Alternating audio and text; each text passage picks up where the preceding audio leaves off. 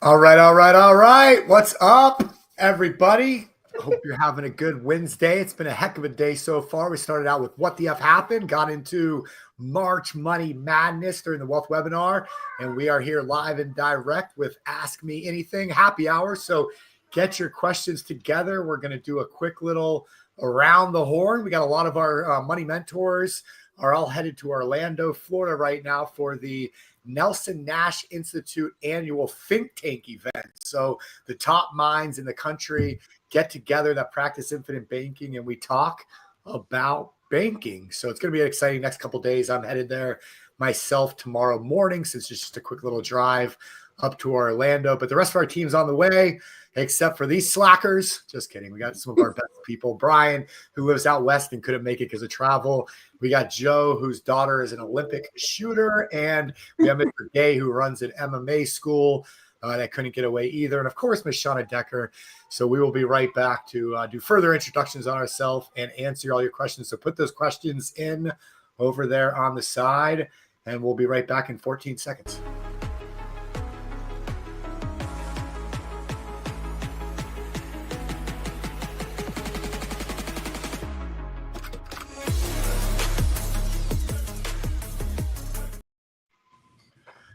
All right. Welcome back. Welcome to Ask Me Anything Happy Hour. It's March 5th, 2025. The year's flying by already. We're almost into the second quarter. So hopefully you're meeting your New Year's resolutions, your 2025 goals. You're on track for them and rocking and rolling. If financially you're having any trouble, that's what this show is for. That's what we do. We teach people how to take back control of their money, solve their money problems. So we're here to answer all your questions about infinite banking, different investments, the markets, the economy, real estate investing, and anything else you want to talk about. So get those questions in.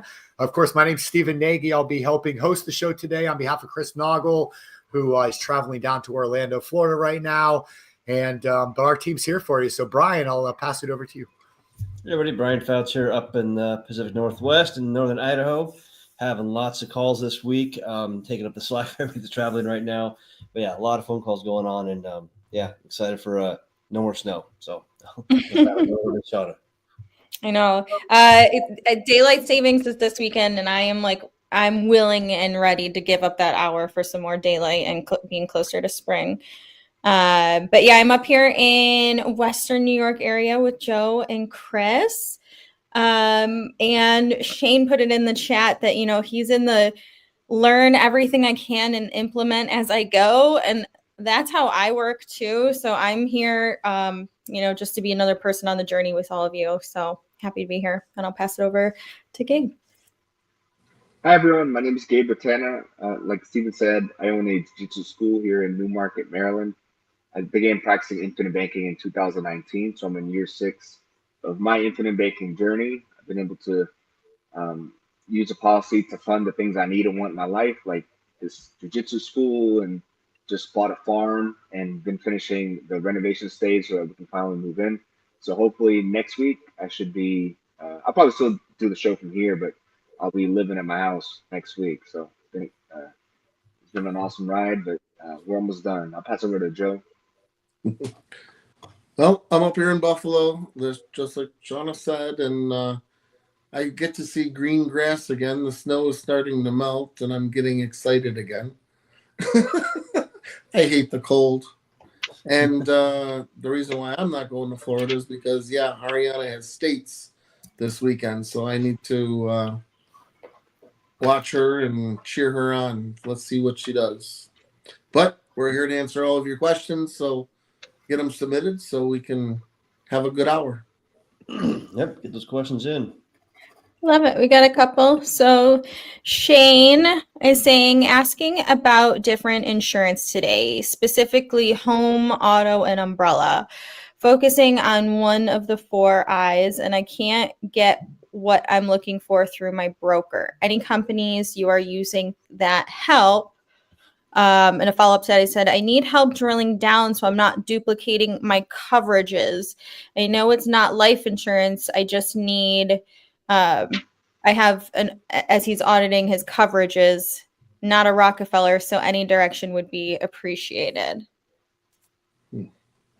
I mean, for the traditional stuff, I mean, I've had the same company for the last probably 23 years, 24 years, and they've never been. It's State Farm, by the way, and I've always rolled everything in underneath them, and I've always gotten quotes from other companies. They never beat them, never. So I just moved from State Farm. Actually, it was, but nonetheless. Who'd you go to? I work with a broker that has access to several different insurance carriers. So they'll kind of do an audit and look for better deals and things like that once a year or so. Huh. And they moved me from State Farm to Progressive. Actually, it was a better rate, and I have 5 vehicles and a boat that are under that like auto policy, and a golf cart. I have Progressive too, and I used to have the RV motorcycle and a couple cars on there too, and I have renter's insurance on there too. But I'm with Progressive, and it seemed fair. Wow, I've had Progressive before, not recently. But an umbrella policy is good. It helps with liability. Yeah. I just know that if you bundle it all together, it saves you the longer run. All right. Yep. Also check with Geico. You can't beat the little gecko Geico, right? I just like the little guy. He's cool. Marketing works. Yeah. I definitely think it's worth looking into. What's the brokerage? Can that broker do anything anywhere else even, or is it just like Florida? They're state specific. Yeah. Usually. Yeah. Yep. All right. A1 is saying, so if on Social Security disability, one cannot do a whole life plan, is that true or false? Age 48. And then if there is other options for those on Social Security due to physical limitations. Yeah, I mean, it depends on what the health issue is, on whether you qualify for a policy or not, and then, of course, there's the financial qualification. So, we just look at the overall picture and kind of what you're looking to accomplish. For example, if you're looking to pay off debts and you can't get a policy, I mean, we can still kind of show you how to do a debt snowball and kind of get some of that paid down, how to be smart with your retirement dollars, how to leverage what you might have. If you have owning your real estate, I mean, you can still take advantage of all the investment strategies through something like Private Money Club. So, if you want to share more on here or send us an email or schedule a call, we can kind of talk through that with you. And I have lots of clients that are on Social Security and disability and have policies. It just depends on what those disabilities are. I mean, if they're veterans, got, an injury and they can't work because of that, but they're still doesn't impact their lifespan, then as long as they qualify financially, they can get a policy. So. Cool. And I just put the little ticker on the bottom of the screen for anybody who does want to book a call with our team. You just go to mentors.beyourownbanker.com. Justin is asking, my sister is transferring our shore house into her LLC from my mother's name. She said she's been trying to contact a lawyer or trying to contact a couple real estate lawyers, but no luck. Is this something you can do without a lawyer and just go down to the courthouse? If it's title company. Title company. Well, it depends on what state. I mean, you can do that in New York. So where's Justin? Where's Justin? Pennsylvania, I think. He's in Pennsylvania. I don't know, somewhere down there, somewhere near Larry Steinhaus. I don't. Yeah. New Jersey. Yeah, in New Jersey. If you can do a quick claim deed, you might not need a lawyer to do that. It just depends on, what the stipulation is in New Jersey. Yeah, I've done a couple things, but I've always used a title company because I don't want to worry about it. They just take care of it. Yeah. Obviously, state specifically the same thing, but I mean, actually, what you could do is just call up a title company by you and ask them. They're going to know 100% how to do it. That makes sense. Yeah, definitely accomplish that with a phone call. Yeah. And hopefully they answer in like 10 minutes. Better get those questions in there, folks. Yeah, A1's kind of given us some more feedback. So while we wait for some more questions from Social Security, disability, and then no debt, just looking to leverage assets. So I have more at retirement.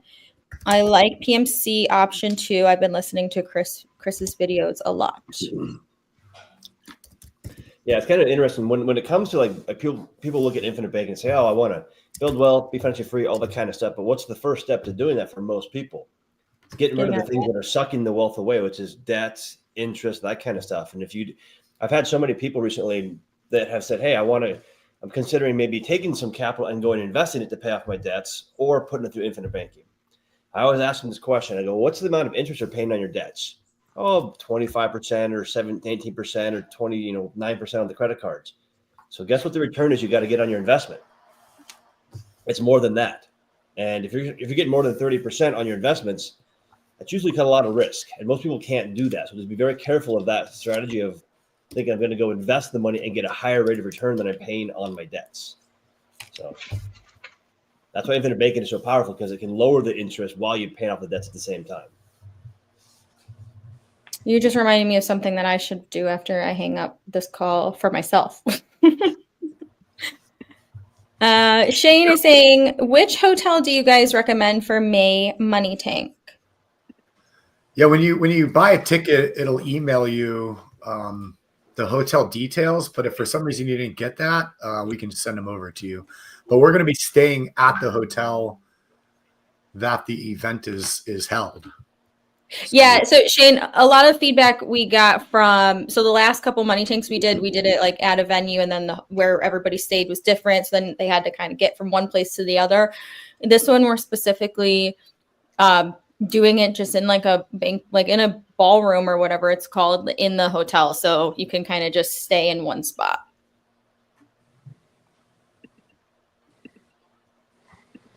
All right. Andy Something real fast, dude. Something that I just noticed. I think I'm back to the anti-AI note takers for Zooms.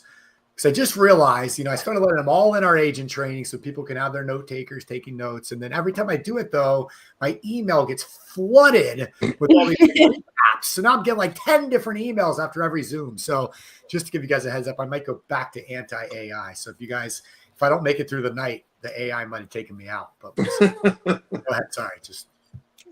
I still love the notes. I love the note taker.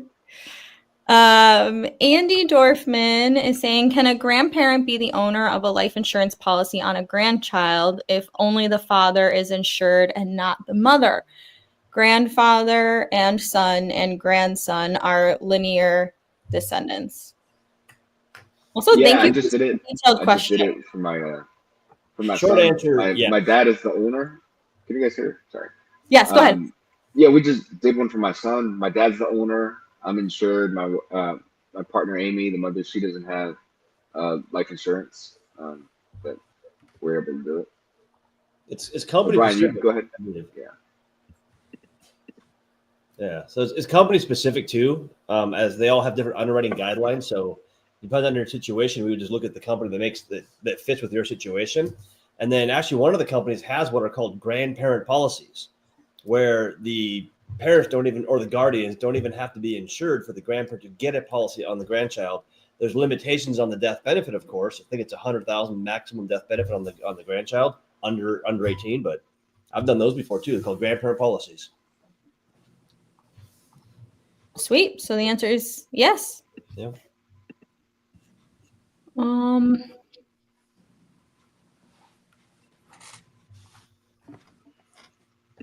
Okay. I'm not exactly sure what the full question is here, but Two Worlds is saying, my mom is 82. We take care of her. Can we open whole life for her?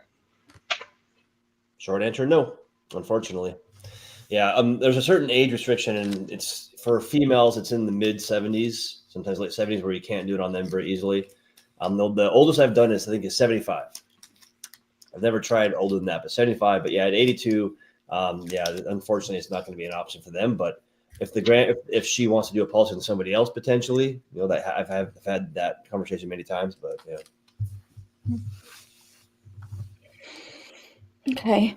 And then Awen's just giving us some more feedback saying, I have no debts, no dependents, just me and the dog. But I don't want to depend on Social Security disability forever. I'd rather have something with my mind for passive income. Totally agree. You're in the right place. And then Shane has a question for HELOC Joe. When you roll the money through your policy and HELOC, what is the order to then re-lend the money out on PMC? So if you're doing the one pot system, every penny goes into the HELOC. That is your checking account, savings account, and investment account. So in order for the money to get to your policy, it has to come out of the HELOC. Once you take it out of the policy, it needs to go back to the checking account where the HELOC money went into. And then the money will be deployed from that checking account to the investment. If it needs to go somewhere before the investment's ready, then back to the HELOC until you're ready to deploy. And then back to that checking account, and then you can wire it to whatever investment you're looking at. Okay, and he did have a follow-up just saying, does one give you a better tax rate? And yes, we're not tax advisors. Does one give you a better tax rate? So the policy is an asset right from day one. The amount of money that you are going to be paying for borrowing and the amount of money that you're going to get in dividends and interest are more or less going to cancel one another out.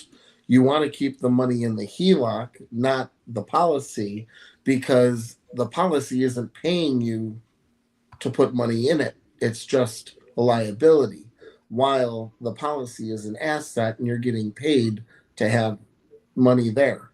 So you want to always keep money into the HELOC for velocity banking to minimize that interest that you're actually paying to the bank. I check everything there. Yes. And honestly, I just was Googling some all-in-one HELOC stuff, and sometimes it's nice to see it in writing and hear it from Joe, because I've read it and then I hear Joe say it and it starts to make more sense for me. So I definitely suggest maybe reading a little bit too and seeing how that helps.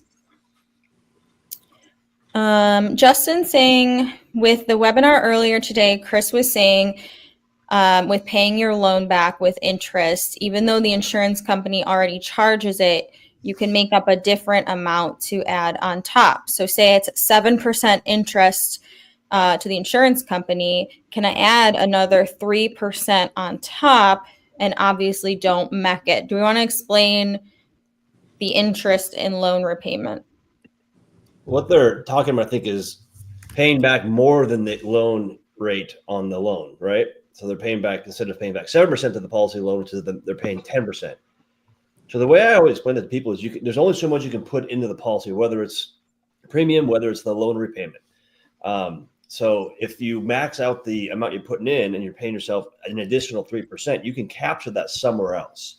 So you can capture that repayment outside of the policy. So oftentimes we'll talk about you having a separate account or a segregated bank account where if you're charging yourself more than the 7% on the loan, capture the delta or the additional amount inside that LLC or an entity or something like that, or bank account, so you can get more deductions. But that's one of the ways I explain it. I don't know, Joe, if you have another way. Justin, do you have a HELOC? Probably. Because you can always corporate park it there too. No money in cash value if you have a HELOC. It's only a run through. As soon as the money goes into the policy, take out the cash value and put it back in your HELOC. You're paying, you're losing money that way. You're not efficient. Yeah, because you can't pay back more into the loan than the total cash value. So if you have $10,000 of cash value, you can't pay back $11,000 into cash value, because then you'll MEC the policy. If you don't have a HELOC and you wanna recapture, you can utilize the policy as a line of credit. So if you borrow money from the policy and then you want to recapture it, say You're putting in $1,000 a month, and you have access to $500 a month. So now you borrow out the first $500, but your paycheck comes in at $1,000. Well, you can run that $500 that you borrowed back in to pay it, and then use the other $1,000 when it comes in to pay it. You can just keep on rerunning that, using it as a line of credit. So if you owe $5,000 and $1,000 bill comes in, you can run that $1,000 in and then just keep on repaying it to yourself. That will minimize the interest to that. It'll reverse the interest that you're paying to the insurance company also. Yep. Cool. Okay, and we're going to say this one more time because Andy's saying follow up for Joe. In the case where you have a single pot of money in a HELOC and then with whole life policy loans, what is the order of repayment? Do you want to repay the whole life loan before the HELOC? So if you have money out of the whole life, where is that money going? Are we paying off credit cards? Are we paying off car loans? If you have a HELOC, you should have already been out of debt by paying off the credit cards and the cars and doing a debt consolidation inside of that anyway. So now when you run the money through the policy, it needs to come back to the HELOC because that's the liability. The HELOC is still the liability while the policy is still the asset. So you always want a one-pot system. Means every penny comes in, goes into the HELOC. Period. The end. The HELOC is your checking account, your savings account, and your investment account. The policy is only a run-through. Why? Okay, so you would rather pay off the HELOC than the policy. Yeah, but as soon as you get money in that HELOC, another $25,000, $50,000, that needs to be deployed to make more cash flow. Mm-hmm. Cash flow is the king when you're utilizing HELOC, not the interest rate. It doesn't matter if it's 4% or 13%. The velocity will minimize that, especially when you're moving money constantly. Okay, I'm following. You're following, tracking? I'm like everybody else. I need to hear it 1,000 times and in all different ways. No. I'm slowly. It's slowly coming together. And people know when they talk to me 3 times, 4 times, I'll keep saying the same thing, and it'll click. You just have to hear it a different way or an example, because on my calls I give different examples and analogies, and just one of them, it'll click. Oh, that makes sense now. Yep. Joe, is there a certain LTV on the HELOC? Depending on the price of the house, I think there's a maximum of 2. Once you get up to the 1.5 range, then it minimizes the LTV total up to 70. But 5 up to 750, I believe, is 85%. Okay. That's the maximum with the bank that I use, the first lien. We go up to 85% for now. Okay. Yeah, because I just bought the farm and I had to do some renovations, and I think it'll really bring the value up of the house. But I wanted to maybe get a HELOC to pay off some of the lines of credit for the renovations. So when you're talking farm, there's a stipulation there too. It can only be so many acres in order to qualify for a certain products also. That's true. Yeah, so some I believe we go up to 10 acres. Oh, no, I have 12. You got to split half of it off. Yeah, it's okay. No, just an idea, because eventually I would love to just have the first lien HELOC in place, and pay off my mortgage that way. But I got to work up to it. Yeah. And then Joe, Andy, so same question. He just said from this question, he doesn't have debt, so the HELOC and the whole life would go into an investment. And so you're saying pay back the HELOC first. Once that fills up, put it in another investment or whatever, and then pay back the loan that's due to the policy. Okay, so when people think that they have to pay back that HELOC. So let's say you have a HELOC of $400,000, right? So that's 85% of your house value. So you have a $400,000 line of credit. As soon as you get 50 down, that 50 gets deployed. And then you keep on filling that up. Now you have another 50. Now you have 100 out. As soon as you get 400,000 out in opportunities working for you, that's technically the HELOC is paid off because it's out with opportunities. When that opportunity comes back and hands you back that 100,000, you're just going to put it right back into the HELOC. So when you acquire 400,000 or whatever line of credit you have out working for you, you're out of debt.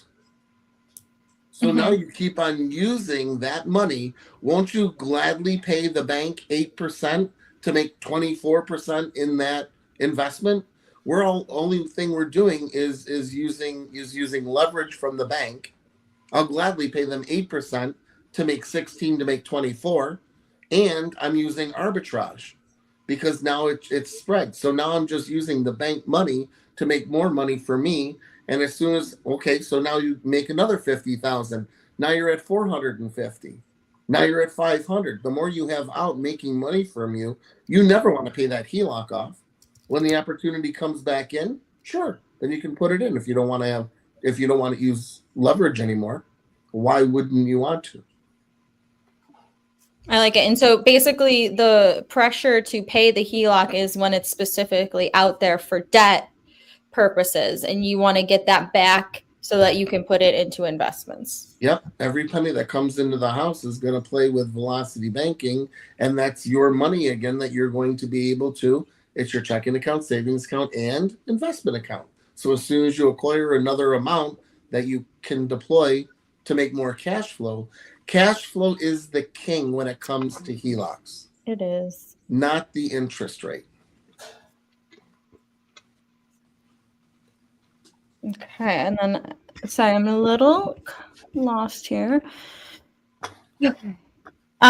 Just a couple feedback real quick. So A1 is saying, I'm going to give you a call for some more clarification in my situation, and thank you for all the info you share. It really saves lives, in my opinion. So thank you for that. And then another shout out is Christopher Smith said, I started my IBC policy last May of 2024 with $1,500 monthly deposit. In under a year, I paid off all credit card debt and down to only installment debt. I used my PUA quarterly to smash principal. That's awesome. I know what would have taken about 7 years in payoff, I am on track to complete in less than 3 years. Consistency is key. So shout out to you, Christopher. That's awesome. Congratulations. That's the stuff we live for. So thank you. Okay. Jack Putnam is saying, where would be a great place to invest 80 to 100,000 in today's markets? I'm very pro crypto and I do have a policy. So where is a safer place to make it work for me? Did you listen to Chris this morning? Talking about the markets and stuff and all that. And yeah, I mean, not financial advice, as we don't give that here, but I mean, the first answer I always get is something that you know, that you like, and that you trust. And that's the first thing. So like, I don't invest in crypto because I don't focus on it. I don't know anything about it. So I would never put my money there. Same with the markets. I don't follow the markets. I don't invest in the markets because I don't control them either. And I'd rather invest in things that I know, like, and control and trust. So. Yeah. I don't like to gamble. Yeah. I don't have the stomach for it. I mean, Joe, you do a lot of investments. I mean, you do a lot of investing.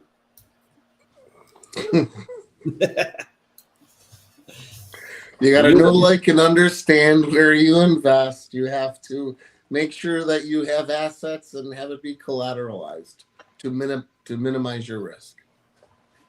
And Joe invests in a lot of things that you control. Correct. That's a big part of it right there for me. Things that you control. You don't control the markets. You don't control crypto. You can control the way you invest in them. But bottom line is it's that you got to look at how much you can control. My opinion. The book teaches to be in two businesses, your banking business and then your primary income generating business. So I used to want to find like good investments to be running cash flow through. But then I realized I have uncles who've gotten like very wealthy in construction on 15% margins. You know, if you just have a business that can do, 20, 30, 40%, and you run your infinite banking business along with it, you end up doing really well. So I don't No, know, I Shauna, where do you invest? I invest in things that I somewhat know and like and understand, and I always just hope for the best because I don't invest with big amounts like that. Honestly, Jack, I'm more of like the 25 here, 25 there, and not that I want to like gamble with that, but I think like I've made horrible decisions in the past with like automobiles that around that same amount. So sometimes I'm like, hey, I can risk that. But What's yeah, the best interest rate you're getting?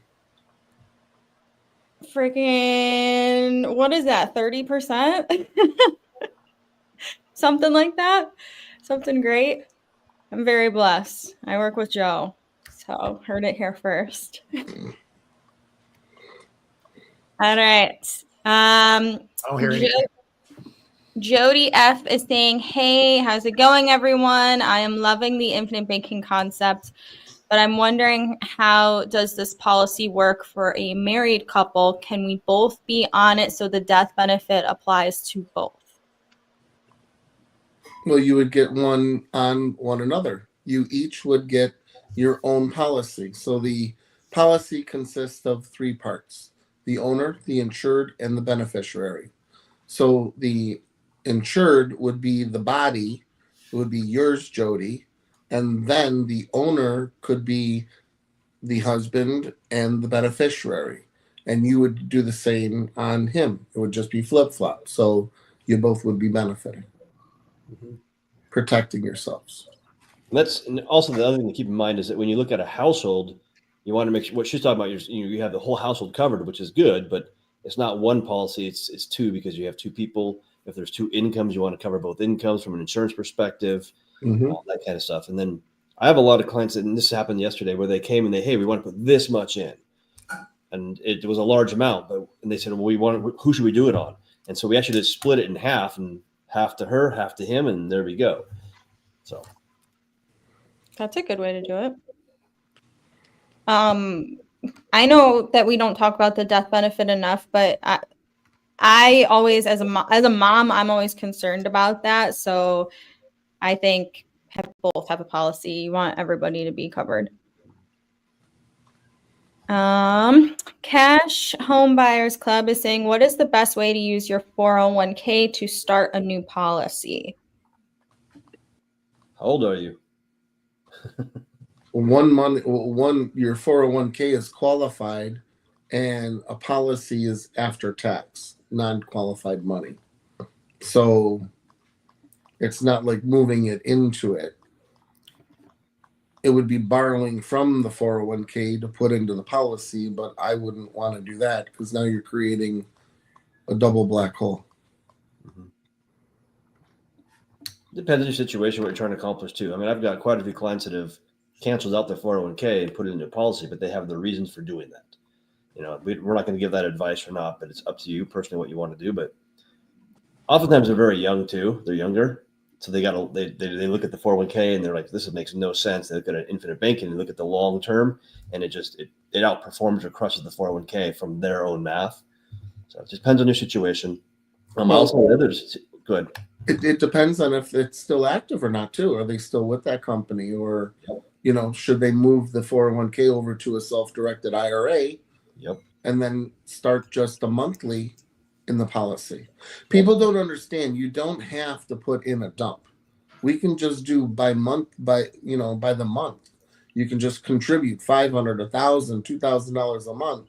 You don't need to put in a dump. It's not necessary. But if you do have it laying around in a savings account or checking account, then yeah, in that case, then you might as well put it in. But it's not necessary. Yeah, and it's all situation specific. This is kind of a unique one. The client has large 401k. They don't need it.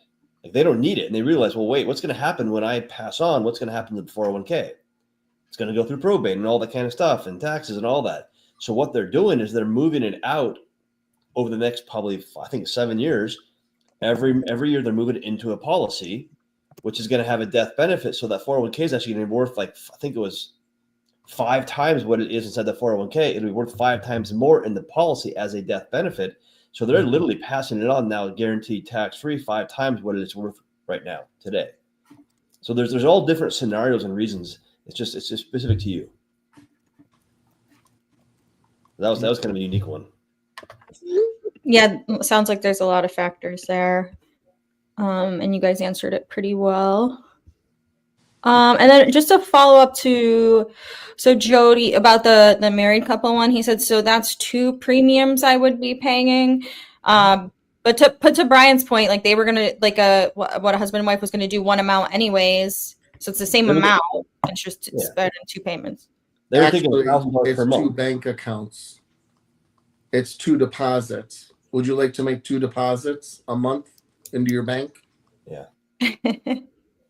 Yeah, so it was they were trying to do $1,000 per month. Now they're doing $500 on each. So it's the same thing, but now they have full coverage in case, because if the first scenario on one person, if that something happens to the other person there's nothing there. There's no coverage, and that's something you want to be careful of. Yeah. He also said, by the way, appreciate the response, and I'll have to rewatch it a few times to fully grasp it, but no other videos really go into a policy for married couples, which is true. And like you just said, Brian, Brian's client had an intention to do $1,000 a month and then just split it 500 to 500 per. So if you think of it that way, hopefully that's kind of simple. RJ is saying, can a second lien HELOC be stacked on top of a first lien HELOC? I've seen some HELOCs up to 100% LTV. You wouldn't want to stack because now you have 2 pots. When you go into a first lien HELOC, they pay off the HELOC, that's the second lien HELOC, or even the mortgage.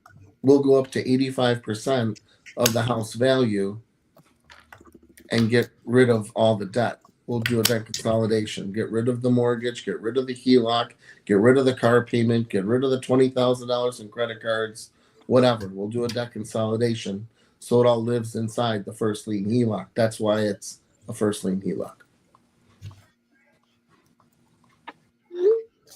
Okay.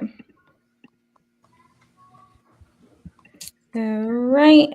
Jared is saying, hello all, God bless you. Does the interest from the whole life loan go back to you or to the insurance company that the policy is purchased through?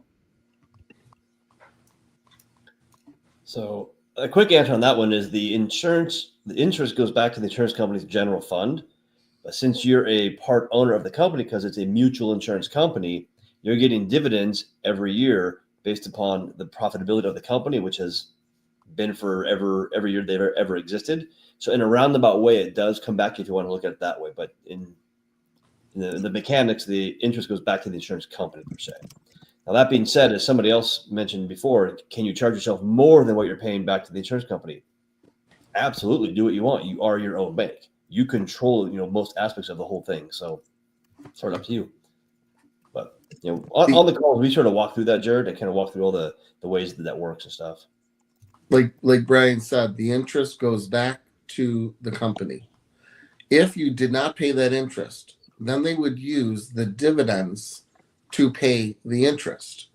When you take and pay the interest from your pocket, now the dividends and interest are reinvested inside the policy to kind of buy you little policies inside the big policy. So now your cash value goes up and your death benefit goes up. So like I was explaining before, it's like a wash. But in order to get that, you need to pay that interest out of your pocket so that would be reinvested.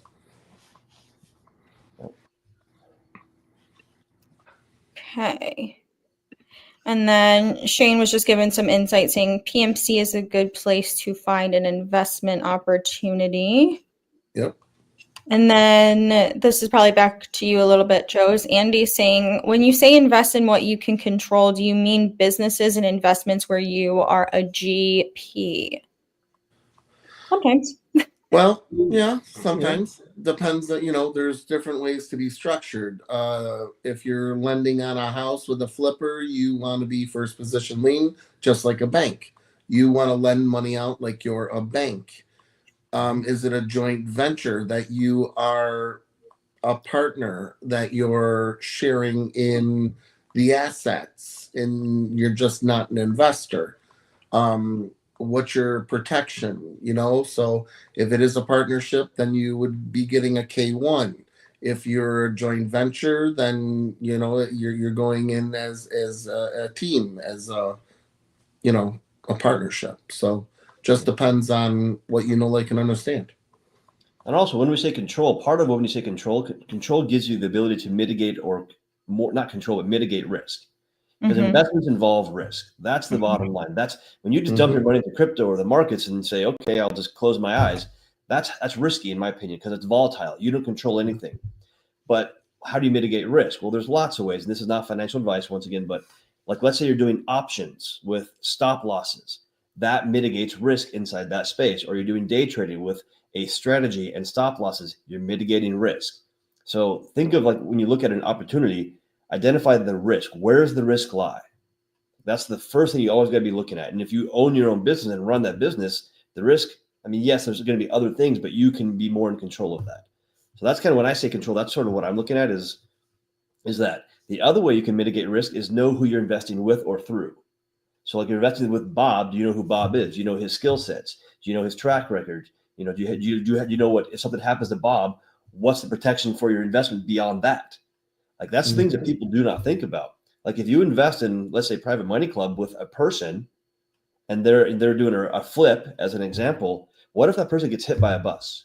What happens to your money and your investment, your collateral? Like, that's risk right there. Okay, so those are all things that when we say control, it's really mitigating risk, or trying to lower that risk factor, or just understand it. So, yeah, That's a good point, Brian. And it reminds me of, like, when I bought one of my my Beetle, is like, sometimes when you're making a decision, you don't really think about everything. And I remember, like, going home and being like, did it have a sunroof? I didn't even, like, look up. You know what I mean? I really wanted a sunroof, but I was like, I love the car, but I didn't even know, like, look up. And there's just these certain things that you don't really think about in certain moments. So just always know that. And what's one of the number one ways that you pass risk on to somebody else? Insurance. So that's, insurance is risk mitigation, or or passing risk on, or spreading the risk out. That's really what insurance is at the bottom of the line. Yeah, for sure. And not to say there's no risk in even getting a policy, because there are people who start policies for amounts that they can't sustain. So that is one risk as well. The risk is yeah. And but I am reminded of our one client, Doc Brown, who he was starting this journey with us. He was Carson Herlene's client. And he was only about 8 months into his, like, infinite banking journey. And he, he just got sick, and he actually ended up passing away. And it was a horrible loss for our community, because we loved him. He came to one of our events, but it was just one of those things that was so powerful, is when you are learning infinite banking and the worst could happen, there is that death benefit for your beneficiaries, which is a lot of things we learn and try in life don't really have that good outcome at the end. Like, not that that's a good outcome, but something in there. Jack is saying, my crypto knowledge is fairly deep. I've made decent gains. I will trust the gurus. Thank you all. I'll catch up with the Quaker for his secrets. Whatever that means. I don't know. I don't know what that means. Quaker oatmeal. Okay, so Shane is saying Stephen did a good job leading and teaching a couple weeks ago. When will Stephen be leading the charge on future Zooms? Oh, there he is. What's up? Thank you very much. Appreciate that. Dane, I need to send you a hat or something, my friend. I don't know. It's a good question. I'll be back on. Go ahead, Steven. Oh, I'll be back on. I don't know, whenever. I do every Monday. I do Money Club Mondays. And then we'll have to look at Chris's travel schedule to let you know when I do the next wealth webinar. Margaret, she asked a question down there. I mean, my email address is brian@chrisnoggle.com. So I can reach out to you if you want to put your, well, I don't want to put your email in there, but yeah, so it's brian@chrisnoggle.com. Yeah.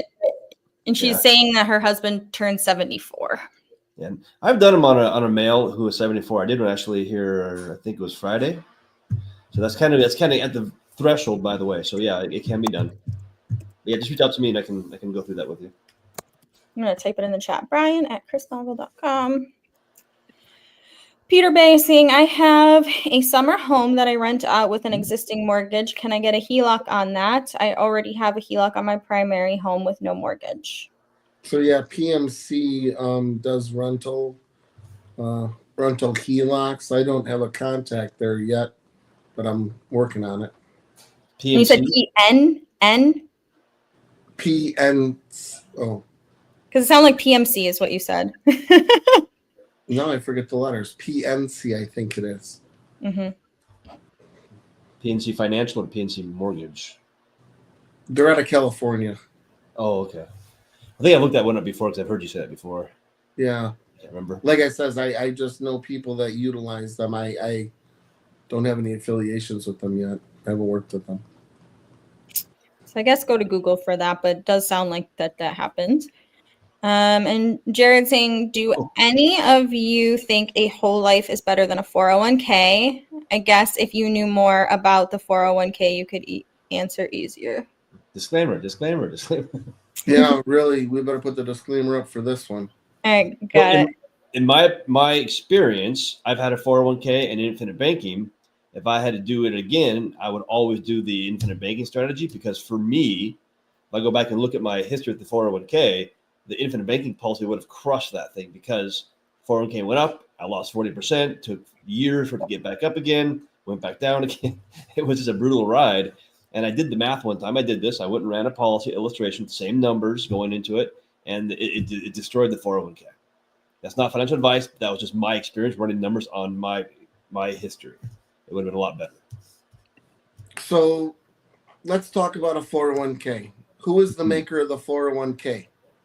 Ted Benna. Your favorite people that you trust. Like, what does it stand for? Ted Benna was the maker of the 401k, and then the government got their hands on it and turned it into something evil and nothing what he wanted it to do. He then made a book, 501k. Now, what do you think the 501k is? Because Ted does not use the 401k.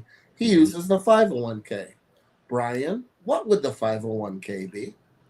Not a 401k. What is it? I never had a specially designed whole life policy. Yeah, it's I've never had a 501k, but guess what? It's a whole life specially designed policy. Yep. The maker of the 401k. So Google it, fact check me, and read the book. Another great book to read, Andy Tanner. So if you guys know Andy Tanner, he's one of Robert Kiyosaki's speakers, and he's an acquaintance of mine. And he's got, and I learned a lot from this guy and stuff. And he knew the guy who created the 401k. He knew him, and he wrote a book called 401 Chaos with a K. And it completely pulls back the curtain on the 401k and tells the story. And it's incredible. It's a great read. I definitely recommend that book. It's a great read. And it explains everything on how it was created. But essentially what a 401k did, in my opinion, it passed the risk from the employer for your retirement to you, the employee. That's how I interpret it from my very limited knowledge. Is I was like, I try to think of the logic, and it's like seems, yeah. Oh, it's crazy. Just like what you just said. Well, I mean, we can talk about logic. Let's say that you put money into a 401k for 30 years. So 30 years ago, when you put that dollar bill in, it had the buying power of a dollar bill, and you paid 25 cents in taxes on that dollar bill. After 30 years, what is the buying power of that dollar bill? Probably around 50 cents. Yeah. If you're lucky. If you're lucky. And taxes went up. So now those are about 50 cents per dollar. So now that dollar bill, it has a buying power of 50 cents. You're paying taxes of 50 cents. So when you take it out, how much is really your money? Mm-hmm. But if you don't think that the dollar bill declines every year in buying power, and if you don't think that taxes go up every year, then put your money into a 401k because it makes sense to you. The other way I look at this, Joe, this is a great one. I always ask people this. I said, let's say you have $5,000 and you're a farmer and you're going to go buy some seeds. You plant the seeds and 6 months later you harvest the crop for $50,000. Would you rather pay taxes on the $50,000 crop or the $5,000 seeds? Exactly. The seeds all day long, never the harvest. And then the next question is, so why the 401k? Because it's the opposite of what I just said. It's paying taxes on the $50,000 harvest. Mm-hmm. Yeah. So it's very interesting when you look at it that way. Okay, let me know if this tracks for you guys, because this is how I interpret what Craig has said about, the buy term, invest the difference thing. So, okay. And it makes it seem more attainable to me when I think of it this way. So let's say, I think Google says like the average person should have like a $2.5 million like retirement account or something that they then like would live off of. And then I don't even know what that would be like annually. I don't know, maybe like a $90,000 like draw or something.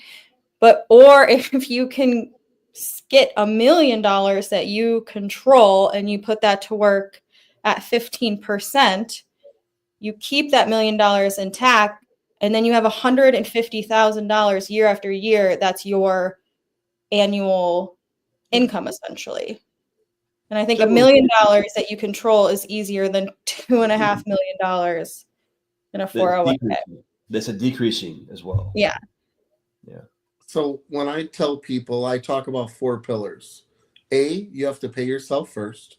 B, you need to be in control. C, money not in motion does not make money. And 4, spend interest, not principal. So you just explained spend the interest, not the principal. And what did you do to your money? You put it to work. Yep. Life changing for me, you guys, I swear. The future freaks me out just a tiny bit less. You got to reprogram the what you've been taught. That's what's going on. I mean, you can go out and buy $100,000 vehicle. But if you were to take that $100,000, run it through the policy, put it into an investment, that investment comes back at $1,000 a month. Isn't that enough to pay your $850 car payment? Why would you want to spend the $100,000 on the vehicle that's a depreciating asset when you can put it in your policy to make interest until you stop breathing, and put it into an opportunity that like and understand, in control of, and make interest and have the investment pay for the car. Now you're making money in 2 different places and you're spending interest. It just makes sense. It does. It makes sense when you finally let it make sense for you. It makes so much sense. Couple more questions since we're at 5:30 already. So Jody is saying, another question I have is, the policy only good for people who want to invest, or can it be for the average family that wants to take out money when needed for big expenses here and there? Yes. So how are you using your savings account? Isn't that sound like a savings account that you would keep money in at Bank of America? Does your account at Bank of America give you 6% in interest? Is your account free from judgments, lawsuits, and liens?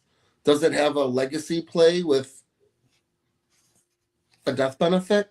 Then why are you keeping your money in that savings account and not putting it into one of these accounts? And these check boxes. Yes. I mean, bottom line is, yes, we have lots of clients that are doing exactly that. Putting this as a storehouse for their savings, and then they can use it for other things as well. So it's called the and method. You're doing both. You're saving money, getting guarantees, and using it for big purchases so that you're in control of those purchases as well. Makes a lot of sense. Absolutely. And Jody, I started with small policies and I forget the random shit that I bought. I bought my daughter a $1,500 go-kart with one of our policies. So that's like the average family random expense. You know what I mean? Like I swiped it on a credit card, took a loan, paid off the credit card for $1,500 and then paid back, set up like an auto deduct to recoup that $1,500 back. And now that money that I used on a go-kart, I paid it back and now it's in an investment, with Joe. So that's kind of how that works. And then also to this point where he's saying, I have a tax deferred 401k and I'm regretting it after watching IBC. I don't think I can take my money out of it unless you're going through a hardship. Is that correct? Yeah. Most cases, yes. Yeah. Depends on your situation, depends on the company, depends on the custodian, depends if you're still employed with the employer. Lots of factors. I just recommend talking to one of us about that. But once again, we're not 401k, experts and not financial advice. The best thing to do is typically call them up, their custodian, and ask them what the options are. But I've had a lot of clients say, oh yeah, I can pull my money out permanently from the 401k. I'm still employed. I'm like, just call them, please. Just call them. They call them and say, oh yeah, no, I can't. Now, So I want to go another level though. So if you have a match and your employer is matching 3% or 5%, I would just put that money in the 3% or 5%, not over that. I mean, that's a way to get free money from the employer. Now, another thing too is people think that a 401k is to make money on investing. A 401k is to warehouse your wealth and just grow it. So not by putting it into, growth funds or that, but playing the bond game, like being like an insurance company and putting it into, the turtle always wins the race kind of mindset. I also don't think I don't have a 401k, but I don't know that I would regret it if I did have it. I always just figure it as like two buckets and trying to do a similar, like make that money work for me in both ways. So I don't think, we definitely don't want to make you feel regret that you have one, just learn other ways to use them. And there's a lot of people in our community that have both, and they just kind of shifted some things around. And some people who I guess this is also not financial advice and anything like that, but there's also, let's say you were doing a deal and you were able to self-direct that, somehow. You can have let's say Joe was going to offer you 10% and you had some money from your self-directed IRA and you had some money from your cash value life insurance. I don't know, Joe, but I've heard some people where it's like, I put in this amount together with these two vehicles, but pay me more on this money that pay me a higher percent on this money and put another percent, send 3% back to the IRA and send 7% back to me that I can use today. That type of a split with a deal. I've heard of people doing that before. Yeah. And that just comes from relationships and just really talking out, what you're trying to solve. Because you can, that money can be combined with regular money. So it just depends on how the split is split. Yes. Yeah.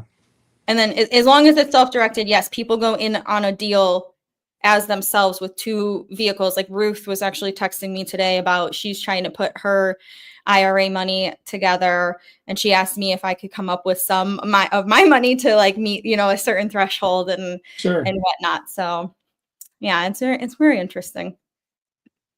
Annetta is saying, how long does it take to pay off or buy a house? I don't know. Depends. How much is the house? How much do you make? How much do you spend? There's so many variables. I can't even answer that. I can give you an average. I can give you an average. If you have 27 to 28 years to pay off a house, Normally, that can get paid off in 5 to 8, depending on how you utilize the HELOC and switching from amortization to simple interest. We got our friend popping in saying, "Wish my mom bought a go-kart." Harper lives the life that I wish I lived as well. So hope that works out for both of us in the long run. We'll see. I kind of have my doubts, but we'll see. Knights of Israel is saying, does the person who received the death benefit after you die, do they pay taxes on it? No, not from the policy.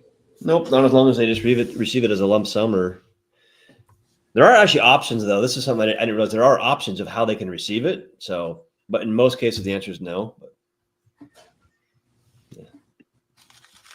yeah, I hope not. So the policy, we'll discuss the policy if there's a question. So you take the money, you put it in after tax money. So now the money starts growing tax-free with the money of your deposit. And then the dividends and interest get reinvested into the policy. They get you more tax, more death benefit, and more cash value. And that grows tax-free. And then after you stop breathing, when you graduate, then the benefits get passed on to your beneficiary tax-free. It is a true tax-free vehicle. When you need the money, when you borrow the money, it's on a loan from the general fund of the insurance company. So therefore, there's no taxes there either. Heck yeah. Okay, I think this might be our last question here. So RM is saying, back to 401k, where if you get a 95% match, so my $600 a month ends up being $1,100 a month, that's better than a whole life. I mean, that sounds freaking dope. well, I would have one question. Show me where that's happening, first off. And then two, a whole life and that are not, they're apples and rocks. They're not really comparable at all. But I would first want to show me where that's actually happening. I've never heard of a 95% match. I mean, but maybe it's just a rent, like maybe, is that up to the employer? You know what I mean? Maybe it's a really good incentive from the employer. I mean, yeah, it could be. I mean, it could be, but it'd be hard to really compare that to a whole life because they're completely different things. Yeah. They function differently. They operate differently. They have different pros and cons. I mean, well, wait a minute. How much of that 1,100 can you take out? I was going to say. Right, but I mean, I'm saying like logically that would intrigue me too. I would definitely. Oh, it'd be very intriguing. But I would also do infinite banking. You know what I mean? So you make $100,000 a year. You take 95%. You put it into 401k, and now you have $5,000 a year to live on.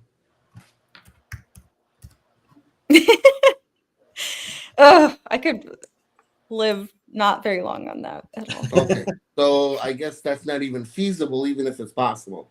So that number doesn't even make sense. Just proving a number. It's all arithmetic.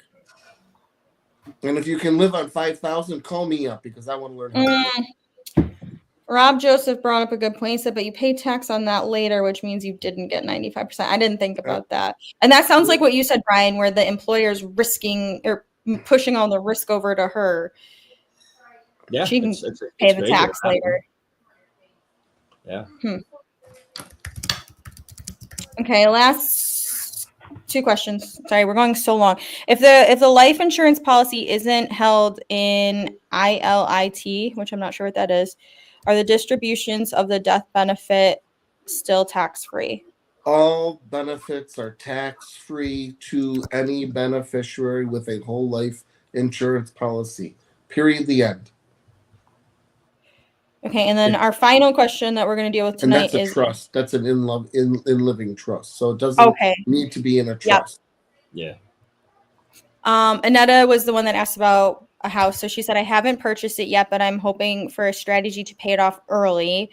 How long would it take to pay off, say, a $300,000 house? My husband and I make $120,000 collectively. We both have pensions and we're both in mid-50s. So you haven't purchased it yet. That means that you can purchase it with a first lien HELOC. You need 15% down, 85% LTV, 120,000 collectively. That is. Thanks for asking, Mr. Netta. I want to know the answer too. 720 credit score, I think, too. Times 45%. Divide that by 12. So you're coming in at 4,500. 300,000 minus 15%. 255 times 8% equals, divide that by 12. 1,700. 1,700 would be the number for the 8% HELOC plus your taxes and interest per year. You would be somewhere around 2,500 a month. You qualify at 45% or 45% DTI, which give you 44,500 a month. So you would qualify for a HELOC.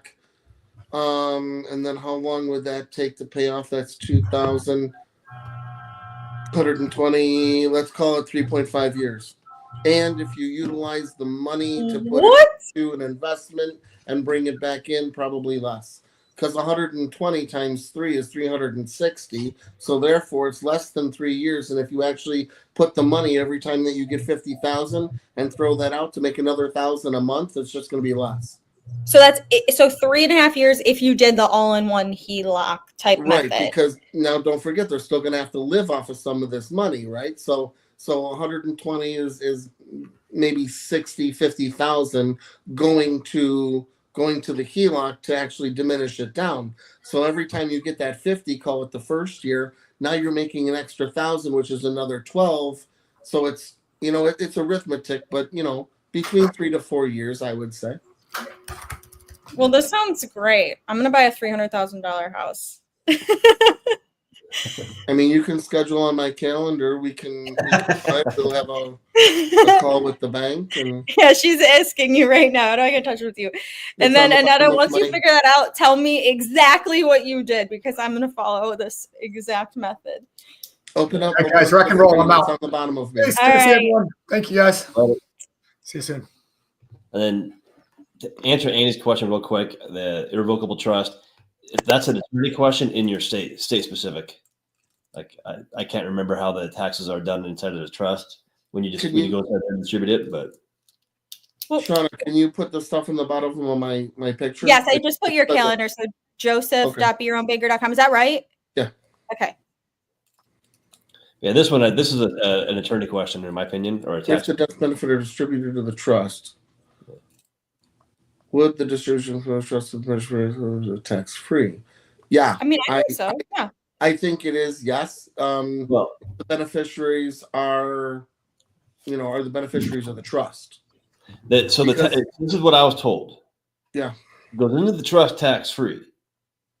But then after that, how it goes out of the trust depends on how the trust is set up and how the funds are being utilized outside of the trust again. True. That's why the beneficiaries need to be the beneficiary of the trust also. Yeah. So the policy needs to be, oh boy.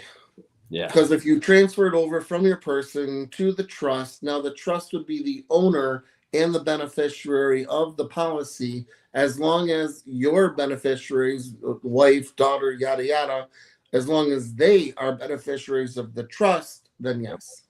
Yeah. You have to check all the boxes.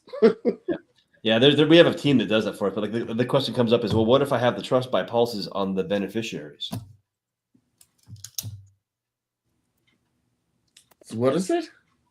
So this is family banking. So what if you have the trust be the beneficiary? They receive the proceeds tax-free. Right. Then inside the trust, your wishes are that the beneficiaries of the trust then get policies on themselves through the proceeds that were inside the trust. Oh, sure. Yeah, then you can utilize that too. Yeah, that's the trust generational family method that the Rockefellers use is something very similar from my understanding. But yeah.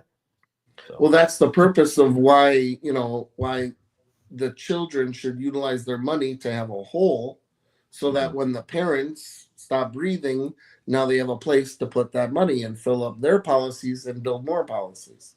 Yep. Keep the cycle going. You got it. All right, Boom. my guys.